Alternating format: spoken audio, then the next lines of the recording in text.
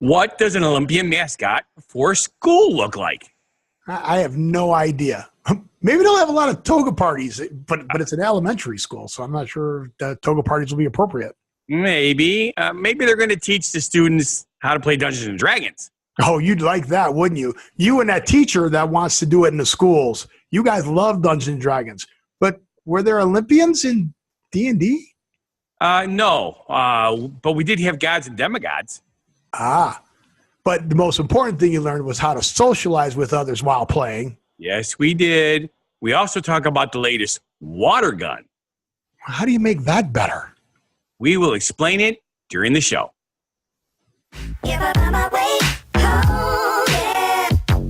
Welcome to What Happened in the World Today. I'm Steve. And I'm Scott, and this is a tale of how bad life decisions led to a YouTube show. And we're going to talk about what we've noticed is going on in the world today. And what we've noticed is going on in the world today, yay, it's a new sports season. It is? Football preseason. Oh, yeah, that's right. Even though I have hockey in the background there, you can. Yeah. Oh, my nose is still itching. So remember, a wives' tale, itchy nose means bloody nose means you want sex. I don't know. It's a wives' tale. Are all the wives' tales about sex? All the ones I like are. I to see that. Okay. And I see there's a glowing orb over your head. Oh, yes. Remember on our last show, I mentioned that the smoke from the forest fires created fantastic sunsets? Purple haze. Yeah. Jimi Hendrix. Purple haze. Normally, you can't really take a picture of the sun because it just blots out your camera. Right. But that's done. That's cool. Because of all the smoke, and it didn't show up so good on the screen behind me, but it is blood red. Yeah. Yeah, well, because you can't take a picture of the sun unless you can adjust it down. Now, you do that with your phone, right? That's just with the phone, yep. Yeah, and there's not a lot of things you can do with the phone. And the cameras on a phone are really, really good, but the software to run it isn't as good as it should be. Correct. Because it's not supposed to be there. You're still supposed to buy real cameers. I bought a real camera. It's called a phone. It's $1,000 phone. The camera's $1,000, right? It would work. It would be better to do that. So, hey, I was thinking, you mentioned sports earlier. Mm-hmm. Didn't I hear that they opened up a new elementary school or something with a really interesting choice of sports team? Yes. But what I wanted to say was school's back in session. Right. So school started up, and they opened up the new school. So there's a new elementary school that opened up here, and they already picked the mascot. Now, I know like some schools, they have competitions or contests. Hey, we don't have a mascot yet. Let's pick the mascot. But this school is a beautiful school. I have to go take a picture, and I'll put that up as a background. But it has the mascot up there already. Home of the Olympians. So I went, what kind of mascot is the Olympian? I'll show up in a toga with my laurel leaf wreath head. Yeah, and you'll get kicked out of there because it's an elementary school. Oh, yeah, that's right. That's right. Yeah, so they already picked unfortunately, they already picked the mascot, but it's the Olympians. I was like, what do you dress like Zeus, right? The toga. Right. Zeus. You dress up like Zeus. Or, I don't know. Or an Olympian, Right. You dress up as Bruce Jenner or Caitlyn Jenner. But that just means they'll dress in regular gym clothes because that's what all the Olympics guys wear is gym clothes. Caitlyn Jenner doesn't wear. Well, we won't go there. But she's an Olympian. Yeah. So I tried to look up Olympian as a mascot. Right. And I did a search for it. And it doesn't come up. When you get Olympian, you get like the mascots from – so I tried Olympian mascot. And all you get are all the Olympic mascots, not the Olympian. Right. You get the Olympic mascots. You don't get like Olympians. So what is an Olympian? Anybody make comments down there? Well, because some of my costumes are mascot costumes, I just went to the mascot costume company to see what they have. Right. Interesting. There's something called the 12 Olympians? No. For all the months, there's Zeus, Poseidon, Ares, Apollo, Hermes, Hera, Demeter, Athena, Aphrodite, Artemis, Dionys, and I can't pronounce Hepatitis, but yeah. So there's the 12 Olympians. So is that who they are? I don't know. Well, for some odd reason, even though I'm telling them to do Olympian, they're showing me Olympic mascot costumes. Right. See, it goes to Olympic mascots. So these poor kids at this elementary school that's starting up, I don't know what their mascot is. So crazy, right? Yeah, crazy. There are the 12 Olympians. Like I said, Poseidon, Neptune, Lord of Zeus, all those, right? Greek name, Roman name. You betcha. Pluto's notes. See, I dress up as Cupid. Valentine's Day. But that's not Olympian. Cupid's not an Olympian. He's one of the gods. But no. Cupid is a god. Roman god. Right. Right? You think only the Greek gods could be Olympians? Well, isn't Greece where the Olympics started? Well, that's true. So don't you have to be Greek to be Olympic? I'm still trying to figure out what it is. I don't know. The classical mythology, Cupid is the god of desire, erotic love, not just love, but erotic love, attraction, affection. He is often portrayed as the son of the love goddess Venus and the war god Mars. Also known as Latin Amor. Amor. Yes. No, just Amor. Not Amor. Just Amor. Yes. His Greek counterpart is Eros. Yes. Right. So Greek would be Eros and Greek would be Olympian. It's actually Eros. So Eros would be – no, Eros is what you eat. Yeah, that's a Yahoo. No, that's Gyros. It's a Eros. All right. Whatever. Enough of that. Let's move on. Yes, Let's move on to another school subject here. Ooh. This is one of the things that I thought was really interesting because everybody knows that I have been a D&D player for a long time. Okay. So go ahead. Author Phil McAndrew has a whole series where he's explaining why D&D isn't just a cultural moment, it's a teaching moment also. Yeah, but why now? Why 30 years later? As we've discussed on our shows, the young people are into their electronic gadgets. Right. They socialize electronically. They're not socializing in person. D&D is literally you sit at a group of people around a table and you play the game. Right. And you make decisions and there's luck involved and all that other good stuff. Right. Correct. Okay. So by doing this in a school setting where it's teaching them social social benefits because you're actually interacting with people as opposed to not interacting with people. Okay. Correct. Got it. And then of course, all the things you learn from math is involved and reasoning. Well, because you got to take hit points away, right? So you got to roll the dice. That's 6. You got to know to move 6 paces, and you got to know how many hit points you have and how many hit points. Okay, so there you go. Okay, good. Yeah. So math. So I think that's really genius because I enjoyed playing the game. I miss playing the game. I've been way too busy. There's not enough people around here that play anymore. So what you could do then, so this guy probably playing the game as a kid, and now he wants to bring it back. You could do a rolling Dungeons and Dragons game. Set it up in the bus and have instead of a pub crawl, a Dungeons and Dragon crawl. Interesting concept. Right? And you could hit the pubs and get the booze, right? So you roll a 7. If there's kids, if the kids would have to be stopping at junk. If it was kids, but yeah, you get them candy, right? So you stop at the candy store, but only if they make certain plays, like on the quest. They have to get to the quest, and then if they win the quest, they end up at the candy store. That would, I'll bet you could market that. Do it a monthly thing? Why are you laughing? I think that could. Okay, again, this is a $1 billion marketing idea that no one's going to capitalize. But you and I aren't going to capitalize on. Somebody else is, and we could have been millionaires. And yes. We come up with the idea and we don't get executed because people do not get paid for ideas. People get paid for execution. Correct. And sometimes executioners get paid for executions. No, I always get paid for the execution. There you go. And if you pay them more, it'll be a clean execution.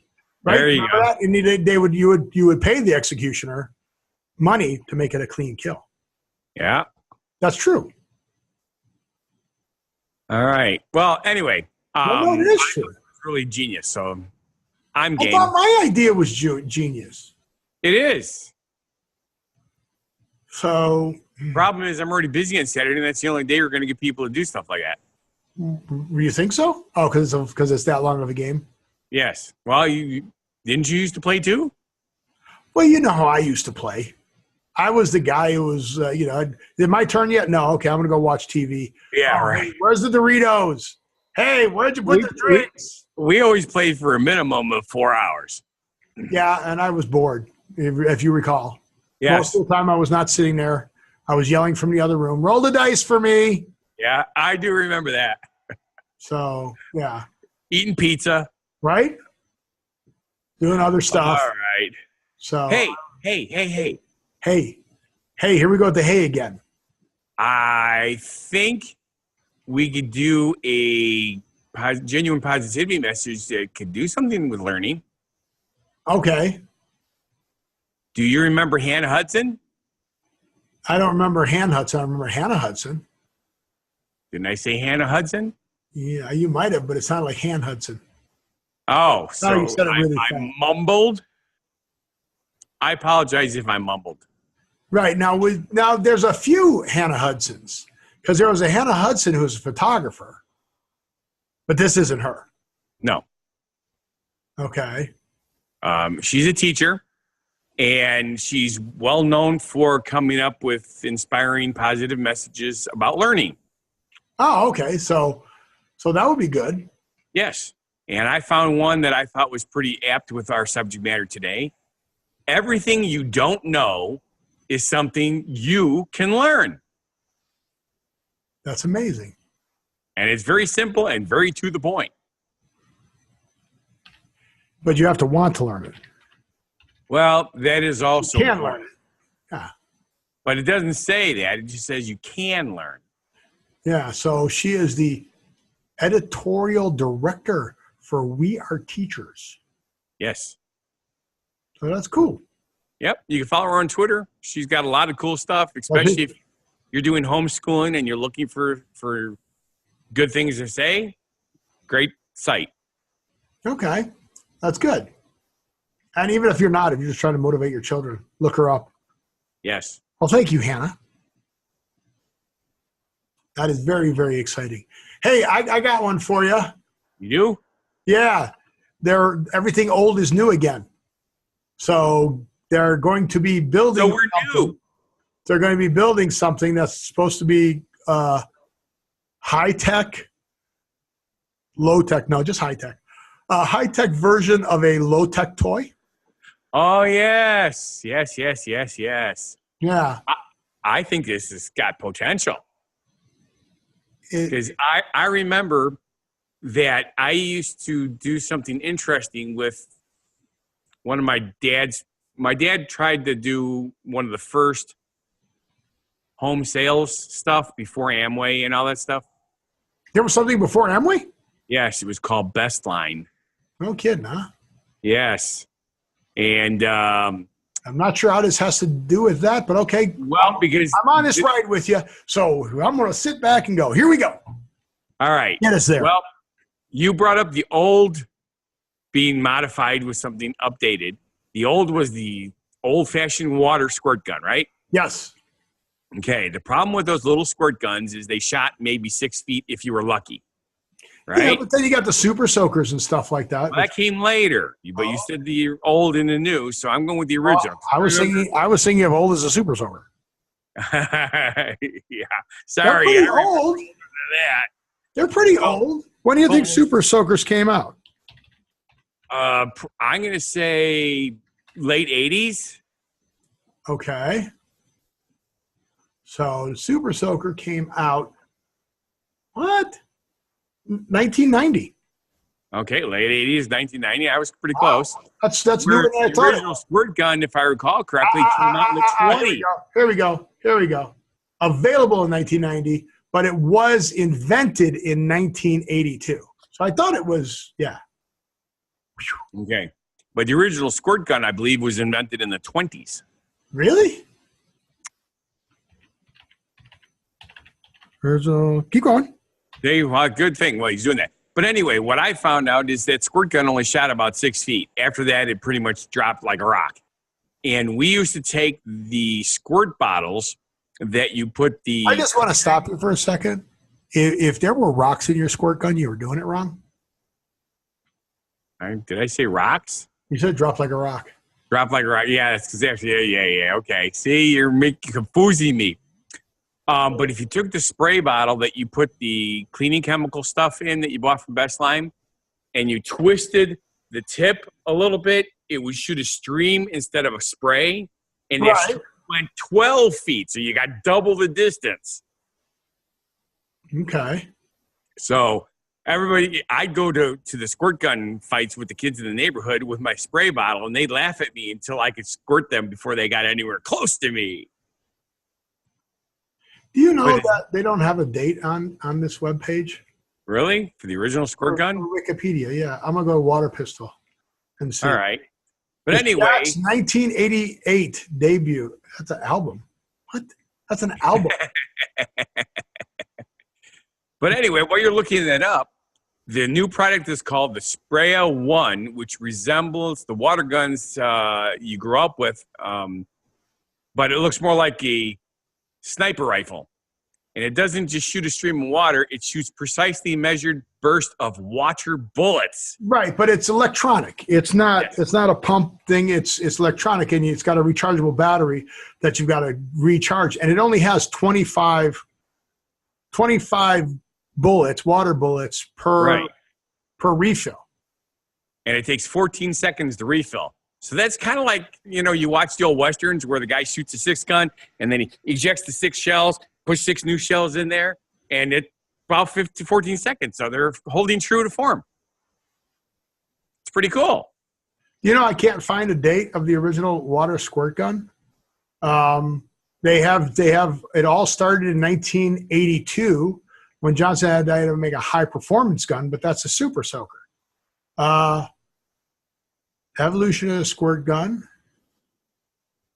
Who would have thought that finding out when the squirt gun was invented would have been back in... First documented squirt gun wasn't officially patented until a few decades later in 1896. Yeah, well, you found that. No, you did really good. Oh, yeah, a few decades later right there. You must have found the evolution of the squirt gun article I just found. Correct. Yeah, so back in 1861, Abraham Lincoln called for them to fight with water, but they didn't patent it then. Right. But yeah. So that's pretty cool. How long ago that was? It wasn't officially patented, yeah. So it started in 1861, patented in 1896. I love it. And now it's all high tech. Well, back then the toy gun was made from cast iron. Yes. With threaded tubing and a squeeze pump. Now they're all plastic. Yeah, which means they rusted out pretty quick. And they break. And the original ones only had 10 shots per load. And it cost 5 cents. Wow. Which was expensive back then. Yes, it was. Literally penny candies. You didn't get one piece of candy for a penny. You got like a bag of candy for a penny. Right. Then penny candy became penny candy, and now you can't even find a gumball for under a quarter. Quarter, yeah. Actually, I ran across one in a Chinese restaurant, and it was 10 cents. And how old was the gum? I have no idea, but they were pretty blasted small. Oh, you checked it out? You want to try it and see how... You remember chiclets? How old it was? Yeah. About the size of a chiclet, only round instead of square. There you go. A lot of work. So, obviously not big. Well... But it was only a dime. Yep. And you walked out of there in a huff. No, I wasn't huffy. So, where did huffy come from? That'll be our phrase origin story. Our phrase origin story in a huff. Because you've heard about people, you left in a huff. Is it from, I'll huff and I'll puff and I'll blow your house down? No. No, because that didn't come around until much later. This was actually originated in the 1500s. Wow.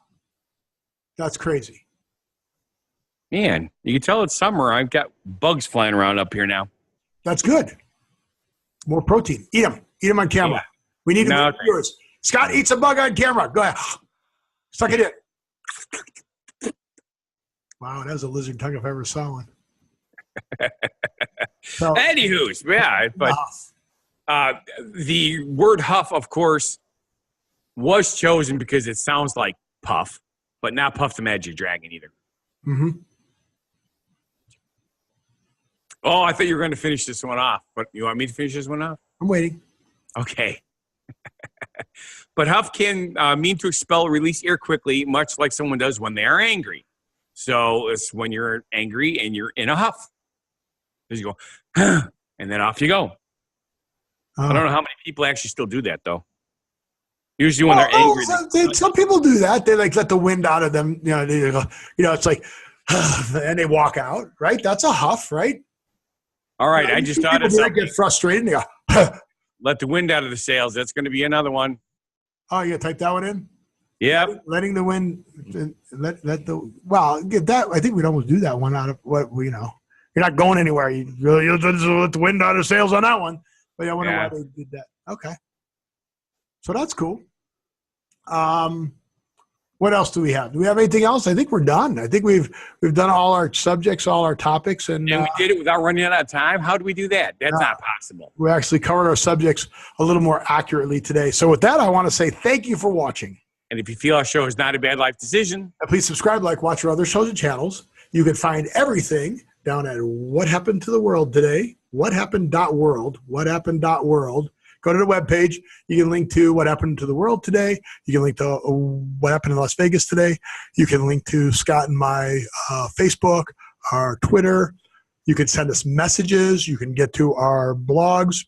The only thing you can't get to from there, which we probably have to start putting up, Genuine Positivity message on our Genuine Positivity clothing line, and Fun Guy the Entertainer Cooks for You.